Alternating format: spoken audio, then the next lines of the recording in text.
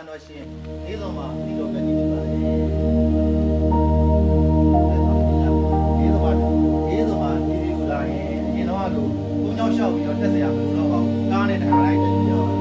ကားနဲ့တော့လည်း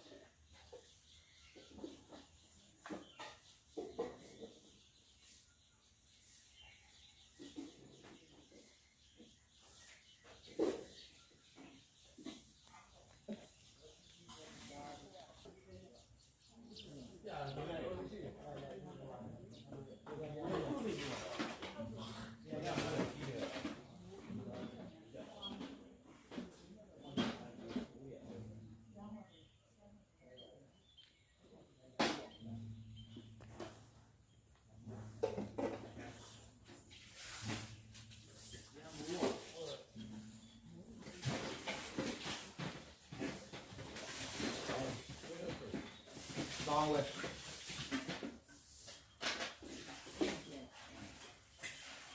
ီမှာရိုက်တာဝီဒီယိုလာကောက်ပါလားဒီ